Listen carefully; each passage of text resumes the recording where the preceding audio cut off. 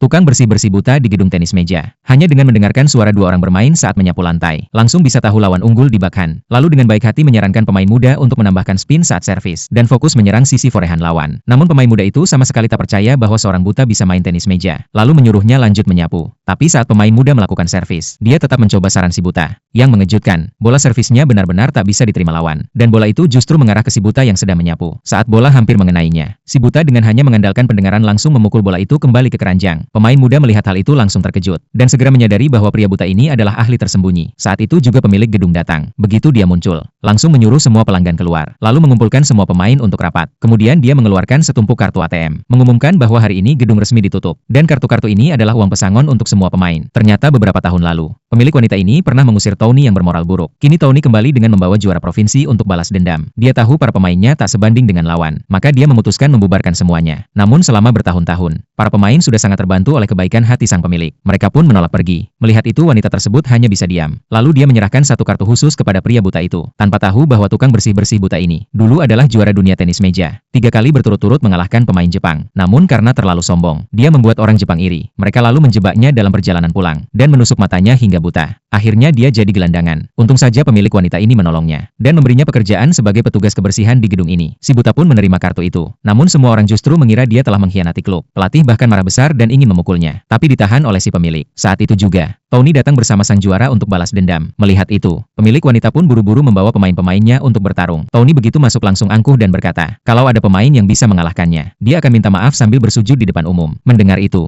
murid tertua langsung maju menantang, tapi dengan cepat kalah. Demi melindungi klub, pelatih pun turun tangan sendiri. Namun si buta mendengar dari permainan mereka bahwa Tony sedang menguras stamina pelatih. Dia langsung sadar bahwa pelatih pasti kalah. Benar saja tak lama kemudian, pelatih dipukul smash hingga raketnya terlepas. Saat dia mengambil raket dan ingin lanjut, ternyata tangannya sudah tak kuat lagi, dan terpaksa menyerah. Kini hanya tersisa pemilik wanita yang bisa bertanding. Namun karena sudah lama tak latihan, dia pun kalah hanya dalam beberapa ronde. Tony melihat itu langsung mengeluarkan surat perjanjian dan memaksanya tanda tangan. Saat wanita itu siap menyerah dan ingin tanda tangan, si buta muncul dan menghentikannya. Lalu berkata bahwa dia bisa bertanding melawan Tony. Tony pun mulai mengejeknya. Pemilik wanita juga mencoba mencegahnya agar tak nekat. Tapi si buta malah menantang Tony, bertanya apakah dia berani melawannya. Namun Tony merasa si buta tak layak melawan raja tenis meja. Si buta lalu mengeluarkan kartu yang tadi diberi oleh pemilik, dan menjadikannya taruhan pertandingan. Tony melihat itu, langsung setuju. Sang pemilik pun hanya bisa mempercayainya kali ini. Namun begitu pertandingan dimulai, lawan langsung mengeluarkan teknik terbaiknya. Semua orang merasa si buta pasti kalah. Namun siapa sangka, skill si buta justru membuat semua orang terpukau.